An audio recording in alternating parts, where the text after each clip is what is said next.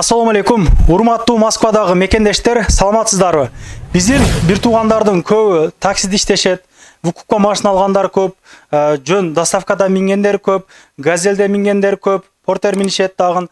Замир агабыз биздин мекендештердин алдынан биринчиликте ушундай эва коврик тиккен цех ачып, көптөгөн бир туугандарды ушул ковриктерди жасап сатып атат. Анан кийин жүгүл ойнотту деп дагы чыгардык элек. Көп звоноктор болду мага, жүгүл эмне болду деп дагы тактап коелук. Азыр деле ковриктер сатылып атыптыр. Кайрысаңыздар болот. Ассаламу алейкум. Алейкум ассалам. Кандайсыз? Келипсиңер. Ошо коврикти иштеп атабыз. Азыр бир аз объемда көбөйүп калды. Мурун бир күндө 15-20 коврикти араң жасасак, азыр бир күндө 50-60 коврик жасаганы возможностубуз бар. Балдарды азыр көрдүң цехтеги балдарды 4-5 бала иштеп атат азыр. Колуңузда 4-5 бала бар. Биринчи келгенде өзүңүз элегиз. Биринчи келгенде өзүм болчумун. Анан кийин дагы бир иним алып ошону үйрөттүм эле. Азыр ал Кыргызстанга кеткен. Кыргызстанда азыр өзү жеке ишкер болуп, азыр өзү ачып, ошо эва коврик, чехолдорду тигип, ошолорду мастер кылып жөнөттүм. Бир кыйла мастер балдар келип, Питерден бир өзбек бала келип үйрөнүп кетти. Ошо Россиянын бир жеринде эмгектенип жүрөт. Ошо Жигулин эмне болду? Жигулини сүйлөң. Жигулини баягы жайында 1000 коврикке бир Жигулини ойнотуп өзүм тартып чыгардым эле го. Ошону неме кылган болчук. Ол баягы жайында сезон эмес экен. Ошо 1000 коврик ошо бир айда кетпеди эле, пока ошо 360-370те токтогон. Ону кийинкисинде экөөбүз улантырып бүтүрүп койбуз. Бүтүрүп эле ошону ага. Жигули кандай ошо ойдон эле турабы? Ошол бойдон эле турат. Ошо бойдон турат. Жигулиге кызыккандар көп экен чындыгындачы. Мо чалуулар менин жүрөгүм эзи берди. Укам де сен сүйлөдүң эле, сөз бердиң эле депчи. Кудай кааласа 370ке жакын адам алды. Анын бардыгы жазылуу турат. Жазылуу турат ошо. Качан баштайбыз аны? 1000ге такайбыз дагы. Ону много жакында жаңылыкта болот bizde баягы чехолдор дагы башталат. Чехолдор кошулат иншалла. Чехолдор ошо бир 10-15 күнүн ичинде кошулат. Ону пока биз азыр баягы чехол боюнча сурабай эле турушсун адамдар. Звоноктор көп болот, мисалы үчүн. Бир күндө эме сенде просмотр 40 000, 50 000 просмотр болот, мисалы үчүн. Иншалла ошончо болот баягы каналыңдачы. Аябай адамдар, живой подписчиктериң көп. Анан кийин мисалы үчүн сага реклама бергенде бир күндө мага жалган айтпасам бир 100дөгөн, 500дөгөн звоноктор болот да. Ар бирине физически успеть этпей калам да. Пока биз кийин реклама баягы мисалы үчүн чехол боюнча чыгарбастан туруп, чехолду сурабай эле турушса болот. Азыр пока только коврик. Ковриктин сезону азыр коврикке ошо көбүнчө басым жасап атабыз да. Азыр баягы тем более китайец машиналары азыр аябай көбөйдү. Мурун бизде много Solaris Rio деген машина жанакындай самса жапкандай жасайт элек да. Азыр немени китайецтерде ошондой көп жакта чыгып атат азыр. Жок, жак чыкпай калды. Cherry Tiggo 7 Pro, VAP дегени, Tank дегени, жаман көп аттар чыгып кетти. Pro Max дегендери, Arizo 8 дегендери. Кыргыздар азыр аябай немени ошо китайский машиналарды көп алып атат. А китайский машиналардын көпчүлүгү неме индивидуально лекал алынган, базарларда деле почти жок эсеге да. Ал жерде электронный лекал менен кетет, жакшы түшпөй калды, мону оңдоп бересиң деп келгендер деле көп болот. А бизде китайский машиналардын таксиде жүргөндөрдүн полностью лекалы бар бизде, ручной алынган, жакшы түшөт. Эми мисалы үчүн мындай чынын айтайын, бир 20 адам келсе, бир экөөсүнө жакпашы мүмкүн, а калганы бардыгы эле довольный болуп кетет да, мисалы үчүн. Ар кандай адамдар бар да, мисалы үчүн. Кусучу кээ биркилер ойлоп калат экен, борт десе, мого алдыларынан да борт чыгыш керек депчи. Бул алдыларынан короткий жерден борт чыкпайт. Ону ийип кое бересиң, ол түзөлүп калат, машинага отурбай калат, машина таксиде иштелет. Коврик ары бери жыла турган болуп калат да. Ошон үчүн стык размер болуп кылынат. Бул коврикти борту боюнча түшүндүрмө бере кетейин бир аз адамдаргачы. Бул борт мисалы үчүн суудан сакташ үчүн эмес, суудан без борт деле достаточно суудан сактайт. Бул машинаны азыраак пылесостош үчүн анан мондой койгондо мына бут турат го, муну чет жагын булгабаш үчүн эле. Булгабаш үчүн эле неме борт болот. Көбүндө түшүнүк бар экен адамдарга. Алдына дагы мондой борт кылбайсыңбы дейт. Бул жерге борт болгудай. Онжолук мисалы үчүн ого бир челек суу кылыш керек да анын үчүн. Куюш керек деп. Анан кийин эмне үчүн бул жерде силерде разрез болуп калат деп атпайбы? Мерде мындай ачакай болуп тигилип атпайбы? Сплошной кылып тигип койгон мага оңой, ийип койгону дагычы. Ал бул жип тартып кетет да, түзөлүп калат, машинага жакшы отурбай калат. Чтобы борт бийик болуш үчүн буну разрез кылып жасаш керек да. Буну машинага салганда мондой биригип аябай красиво отурат да. Көп сөздөр менен жүрөгүңүздү сыгышыптыр, а? Ооба. Сөзүңүз токтолуп калыптыр. Ошону түшүндүрмө берип кетейин деп атам да. Анан кээ биркилер ошондой 4 вопросторду берет. Ошолорго ар бирине түшүндүрмө бергенде Элмилиш ушундай, ушундай. Сиз кайсыл светти сунуштайсыз могу мекендештерге? Таксиге, мисалы үчүн, ала тургандар каалаган свет bizde бар, любой цвет в наличии. Мен запас кылып алып келип түшүрүп койгом, сезонго көп жерде материал жокто болуп калат да. Ошого запас менен алып келип түшүрүп койтам.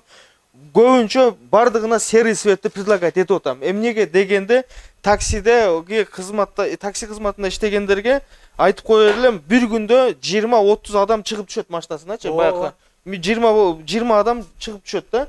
Ошондо могу серый свет басылат го. Мындай дак болуп из калбайт. Чтобы коврик жуушум керек эле, ковригим кир болуп калды дебейт да. Серый свет колдонгон мисалы үчүн подписчиктериң бар да, азыр ковриги барларчы, ошолор дагы комментарийга жаза кетсе болот да. Серийдин преимуществосу кандай экен? Кара башка цветтеги ковриктерди мисалы үчүн мондой бутту койсо эле изи калып калат. Аны арчыш керек же жууш керек, особо уход требует этет да.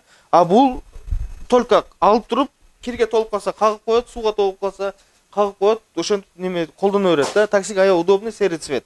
Анан дагы бир суроо, Еваларды каяктан алып келесиз? Южный порттогу Евалар менен кандай айырмачылыктары бар? Ат менен төдөй айырмасы. Ачыгын айтканда, менде мисалы үчүн мерде ачыгын айт. Биз жит барбы, жокпу? Цехтин ичинде. Оно жийилип турат, мисалы үчүнчү, материал. Мерде 100дөн ашык материал жийилип турат. Материал жаңысында Эва материал, если китайский необработанный резинадан боло турган болсо, ода жит чыгып турат. Бул Краснодардан чыгат. Краснодарды мисалы үчүн гуглить этип көрсөтө болот. Кисловодск деген жеринен биринчи Эва материал Россияда ошол жерден чыккан. Ошол завод менен договорумдагы бар, ошолор менен иштешем. Мисалы үчүн былтыр да 2,5 саткан элем, былтыр через посредниктер аркылуу алат элем. Азыр прямой ошо заводдон өзүм договор түзүп алып, ошол жерге бакындай определенный количество акча төлөйм дагы, керек материалымды алып, бир аз арзаныраак алам дагы, бирок материалдар кымбаттады. Бизде объем көбөйдү, былтыркы эле баада 2,5ден сатып атам. Анан кийин китайский бир аз чоңураак кроссовер машиналарга 2700-2800дөн сатып атам. Так калганы Солярис, майда чүйдө машиналарга 2,5ден былтыркы эле баада. Баа көтөрүлдү. Багаж кошулбайт. Сумкачасы кошулбайт. Жок, эч нерсеси кошулбайт. Салондун ичинде комплект коврик. Комплект болгондо кандай болот? Комплект болгондо многу бир аркасы, эки алды, эки арты болуп кошулган ошо комплект да. Багажы отдельно. Анан кийин кызыл свет, жашыл свет десе, калаган светте могу светтердин полный бизде бар, мондой коюп койгонмун. Могу аркаңда турат го, ушу светтердин бардыгы бар, кусоктордон коюп койгом, бардыгынан жасап бере беребиз. Анан бир коврикти именно таксиде иштеген машиналардыкы менде полный лекал бар. Заказ берсе, если очередь жок болсо 20 мүнөт, 15 мүнөттө жасап берет. Келип ченеп туруп эле. Келип ченеп туруп. Нерде кройщик бала бар, бул 5 мүнөттө кесет, 5 мүнөттө тигет, 5 мүнөттө ийилет, бортору чыгат. Машинасын алып барып салышып 20 мүнөт болот, кете берет. Машиначы. Стептерге, Toyota полный альфаттарга дагы тигип бересизби? Тигип беребиз. Олорду чоң машиналарга азыр заказым көрөк күндө 1-2ден эле машина запись кылам да. Бир степти бүтүрүш үчүн 3 саат убакыт кетет. Жазып койсо кылып коет. Заранее запись болуп алышып. Предоплата бериш керек? Жок, предоплатанын кереги жок. Заранее мисалы үчүн среда күнү саат мынчага барам деп бир 2-3 күн мурун жазылып койсо, бир күндө 2 эле машина жасай алабыз да, одончу. Убакыт көп требует элет. Мисалы үчүн 3-4төн чакырып калсам, бүтпөй калат да. 3 саат убакыт кетет бир машинага. Себеби дегенде ол биринин ликалы бирине түшпөйт. Четтери ачылып калат. Ошон үчүн бирөөсү башкача жасатат. Ошондой болбош үчүн биз индивидуально жасап беребиз аларга. 3 саат убакыт кетет, стептерге 7000ден. Анан азыр көбүнчө Кореядан келген не деген машина бар эле, Kia Carnival. Carnivalдарга бизде 10.000ден, башка жерде 14-15.000ден жасалат. Carnivalдарга интернетте 3.500, 4.000ден экен го, 6.000ден экен го, 8.000ден экен го дегендер бар. Бизге да алып келип берип, ошолорду заказ кылдым эле, мага өзүң эле жасап берчи деп, ошол акчага жасатып кетип атышат. Анан бул ковриктердин Авитолордо, Юлаларда сатылыш баалары канчадан? Биз чынын айтканда эми баягы мындай бөлү биз Авитодан 3,5 сатабыз. Мисалы үчүн Солярис-Маляристен бийикирээк машиналар бар го, китайский любой машинада, Авитода дагы Эва коврики бир-бирөө деп сураса, 3,5 сатып атабыз ал жерде. Анан сизде доставка барбы? Доставка бизде жок.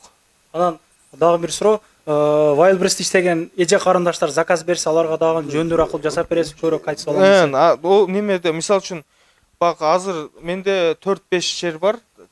тиктирип менден тиктиришип сатып аткандар бар. Мисалы үчүн автосервиси барлар бар, мисалы үчүнчү. Ошолор мисалы үчүн 20-30дан кылып заказ кылат. Мону дагы могул жерде 35 тук бир таксопарк дейм да, баягындай машина оңдоочу бир ишканасы бар, бирөөлөр устаханалар 35 тук машина заказ берди. Азыр ушуну эртең бир сөмкө даярдап койдук уже. Алар дагы келишим баа менен аларга дагы берип атабыз да. Анан подаркага да маркаларын жармаштырып берет элеңиз. Ошолор азыр болуп атабы? Темирлерин жармаштырып берип атасызбы? Темирлерин жармаштырып берип атабыз. Азыр могу бир 2 жуманын ичинде пока жок болот. Алардын баалары мисалы үчүн бир шилдикти 200 сомдон коюп берет элек. Темир шилдиктердичи. Азыр темир шилдиктерди могу оптовик поставщиктер бар. Ошолордун өзүндө 170 сомдон болуп калды да. Аны мен 200 сомго сатканы мага туура келбей калат. Себебинде бирөөнү катырыш үчүн 10 мүнөт убакыт кетет. 10 мүнөттө коврик жасаган жакшы, жанагынан 30 рубль неметкен жакшы. Ошого баягындай да эмес. Мен азыр баягы Китайдан чыгат ал нерсечи. Ошол жактан заказ бердим, бир айдын ичинде келип калат мындай чоңураак көлөмдөчү. Ошондо дагы менде 200 сомдон боло турган кылып заказ бердим да. Чтобы биздин да менетибизди актай турганчы, Москвада айтат, туура түшүнүш керек, время деньги дейт. Мисалы үчүн таксидегилер деле бир сааттык поездкасына 700-800 1000 рубль алып барат. Ал жерде балдардын эмгек акылары бар, башкалары бар, бесплатно рахматка эч ким иштебейт. Анан бирок бааны көтөргөн жокпуз. Материалды өзгөрткөн жокмун. Если материал өзгөрүлгөн болгондо, могул жер резина жыттаныш керек эле, жаңы резина. Андай жыт жок. Жыт жок, туурабы? Иштөө убактыларыңыз кандай анан? Иштөө убактысы күндүзгү 10дон кечки саат 7-8ге чейин иштеп атабыз. 7-8ге чейин эле кайрылышсын ошондо. Түнү деле мисалы 12-1ге чейин деле чалып атышат, анысына деле жооп бере беребиз. Баягы заказ кылып коюп атышат, эртең саат 12-1лерде бар алып кетет эле, меники момдой машина дейт. Биз даярдап коюп атабыз. Предоплатасын албай эле даярдап коюп атам. Кээ биркилер предоплата которуп коюп атат. Анан ошондой ар кандай да. Ошо эси келем десе эле биз жасап коебуз. Бизде дагы таксидеги машиналардыкын почти что бардыгына жасап коюп атабыз заранечи. Кайсыл райондо турабыз азыр? Метро Бибиревада. Ориентир Алтуфьевский шоссе да. Алтуфьевский метро жакка да жакын болот. Метродон бир 700-800 метр, метрого пешком нерде пеший доступность 6-7 минуттук жол да. Толук эле адресибиз да түгүнө жазып коебузго неменин. Улица Плещеева, владение 14. Анан 14А деп барып атат да, Плещеева деп, кайсы подъезд деп домго барып атат да. А биздики владение 14. Ошол. Толук эле маалымат бердик окшойт. Түшүнбөгөн суроолор болсо, могу жердеги номерлерге кайрылсаңыздар болот. Ошо мынакей ушинтип 4-5 баланы, азыр 3-4 баланы азыр мастер кылып үйрөтүп койду. Машалла, жакшы. Иштеп атышат, тигип атышат, эмгектенип атат. А буда мисалы үчүн баягы иштин мындай жаманы жок го. Мисалы үчүн любой эле азыркы мына жаш такси кызматында, курьер кызматында иштеген балдаргачы мага эле эмес, башка жерлерге дагы барып турупчу, мисалы үчүн өнөр үйрөнсө жакшы болот да. Мен бул өнөрдү 35 жашымда үйрөнгөм да. Азыр мына 38ге келдим. 3 жыл болду. 3 жыл болуп калды. Бул цехти ачканыңызга канча болду? Цехти ачканыбызга мына 1,5-2 жыл кетип атат буйруса. Сен биринчи дагы сен реклама кылгансың, 1 жыл баштап билесиң. 1 жыл болуп калды. Бир 7-8 ай иштегенден сени чакырганмын. Биринчи Эва Коврик Москвада Замир эке деп кичинекей жерде ачкан элем, билесиңби? Ошо жерде күндө 10-15ти жасайт элек күнүнөчү. Азыр 50-60 эми 100 деле объем болсо жасап кое беребиз. Просто андай көп объем жасабай атабыз, себебинде бизге эң убакыт талап кыла турган могу бортторун кайрып жасап, ошолор көбүрөөк убакыт талап кылат да. Анан кийин ошо жаш балдарга деп айтып кеттим эле го, ошолорго бардыгына баягы өнөр үйрөнсө, баягындай мисалы үчүн эч жерде барганда не пропадет деген орусча сөз бар го. Кыргызстанга барып да мисалы үчүн менден бир иним үйрөнүп кетти. Аз Кыргызстанга барып ошону Эва Коврик жасаган ачып алып тур, күндө мындайча айтканда бир 5-6 миң сом акча биз Москвада такси кызматында иштеген адамдар канча тапса, ошол акчаны ошол жерде 4-5 коврик тигип жасап сатып атат экен. Өз эл өз жеринде дең. Өз эл өз жеринде, мисалы үчүн бизде 2,5 миң болсо, Кыргызстанда любой Кыргызстандан Эва Коврикти сурап көрсө болот, тиктоктордо деле 3,5 миң сом экен Кыргызстанда. А бизде российский Эва материалдан ковриктер 2,5 миң рубльдан болуп атат. Солярис деген ошондой машиналаргачы. А Кажиховскийде да 2,5 миңден экен го дейт. Кажиховскийде китайский материал, аны биз 1,5 миңден сатсак да актайт бизгечи. Бирок ол материал менен мен иштебейм. Ол материал жок менде. Ал материалды кандай билсе болот? Машинага салып, печканы жакканда формасын жоготот. Момдо кайкалап кайрылып калат. Формасын жоготуп коет. А мен 1 жыл гарантия берем. Машалла. Жасаган ковриктериме любой гарантиясы барбы деп атат. Гарантиясы бирдеке менен чукуп, тешип, кесип үрбесе эле 1 жылга гарантия. Өрттө өрбөсө эле. Өрттө өрбөсө эле, машина өрттө топ алдым, эч ким неме болбосун. Мына мойкада кадимкидей жууй берет, жиптери сөгүлүп кетпейт. Жакшы жакшы жип менен тигебиз, кыбы жип менен тикпейм. Шелк синтетика аралашкан жип болот, бир аз кымбатыраак болот. Ошо жип менен тигем. Мойкада смело жууй берет, ал базардан алгандар молору сөгүлүп кетет. Базардан алгандар, мисалы үчүн, силер да комментарийден жаза кеткиле, формасы жоголду, жоголбоду, анан штатный креплениялар, Toyota'nыкы болсо Toyota'ныкын коюп берип атам, Kia'ныкы болсо Kia'ныкын коюп берем. Ваговский болсо ошондой бакындай өзүнүн родной крепленияларын коюп берип атам. Ар бир детальга биз неме мындай көңүл коюп жасап атабыз. Ишиңизге ийгилик, Замир ака. Ишиңизге ушунча бир сөздөр толуп калган экен, бардыгын эле чыгарып бүтүңүз деген ойдомун. Толугураак түшүнбөгөн суроолор, маалыматтар болсо, могу номерлерге кайрылсаңыздар болот. Көрүшкөнчө туугандар, поддержка кылалы.